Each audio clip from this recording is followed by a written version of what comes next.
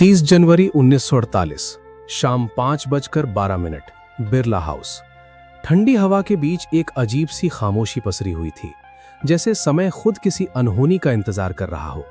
बगीचे में इकट्ठा भीड़ की धीमी फुसफुसाहट और कदमों की आहट उस शाम को और भी भारी बना रही थी। उसी रास्ते पर अपने सामान्य शांत कदमों के साथ महात्मा गांधी प्रार्थना सभा की ओर बढ़ रहे थे। उनके चेहरे पर वही स्थिर शांति थी जिसने लाखों लोगों को प्रेरित किया था। लेकिन उस भीड़ के भीतर एक और चेहरा मौजूद था, एक ऐसा चेहरा जो शांति के इस प्रतीक को हमेशा के लिए खामोश करने का इरादा लेकर आया था। नाथूराम गोडसे। ये कहानी सिर्फ एक हत्या की नहीं थी, बल्कि उस उथल पुथल भरे दौर की थी जिसमें पूरा देश बंटवारे की आग में जल रहा था। 1947 का विभाजन भारत के इतिहास का सबसे दर्दनाक अध्याय बन चुका था।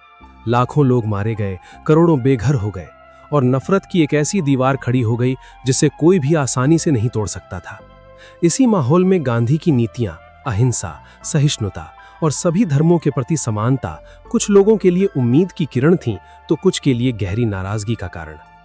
नाथूराम गोडसे, जो एक समय पर राष्ट्रीय स्वयंसेवक संघ और हिंदू महासभा से जुड़ा रहा, धीरे धीरे एक ऐसी विचारधारा के प्रभाव में आ चुका था जिसे उसे लगने लगा था कि गांधी की नीतियां भारत को कमजोर कर रही हैं।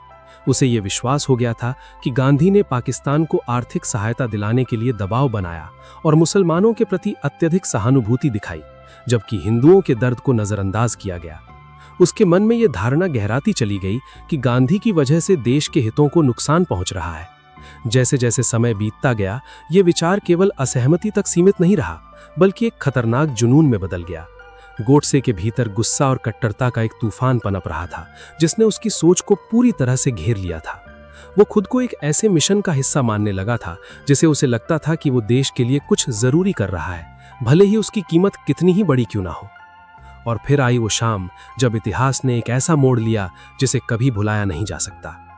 जैसे ही गांधी प्रार्थना सभा के लिए आगे बढ़े, गोडसे भीड़ से बाहर निकला।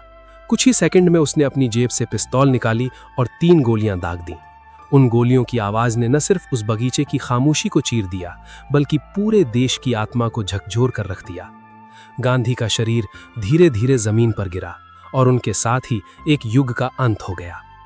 इस घटना के बाद पूरे देश में शोक और आक्रोश की लहर दौड़ गई। जवाहरलाल नेहरू की आंखों में आंसू थे और उनकी आवाज में वो दर्द झलक रहा था जिसे शब्दों में बयान करना मुश्किल था। सरदार वल्लभ भाई पटेल के चेहरे पर गहरी गंभीरता थी, जैसे वो इस त्रासदी के बोझ को अपने भीतर समेटने की कोशिश कर रहे हों। नाथूराम गोडसे को तुरंत गिरफ्तार कर लिया गया। उसके खिलाफ मुकदमा चला जिसमें उसने अपने विचारों और कारणों को सामने रखा, लेकिन अदालत ने उसके इस कृत्य को एक जघन्य अपराध माना। 15 नवंबर 1949 को उसे फांसी की सजा दे दी गई और इस तरह एक ऐसी कहानी का अंत हुआ जिसने पूरे देश को हमेशा के लिए बदल दिया। लेकिन इस कहानी का असली सवाल आज भी जिंदा है। क्या यह सिर्फ एक व्यक्ति का गुस्सा था या उस दौर की नफरत और विभाजन की राजनीति का परिणाम?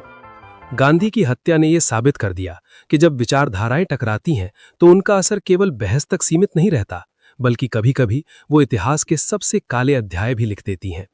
उस शाम की गूंज आज भी सुनाई देती है, जैसे समय बार बार हमें याद दिला रहा है कि नफरत की आग में जलकर कोई भी जीत हासिल नहीं की जा सकती, सिर्फ विनाश ही मिलता है।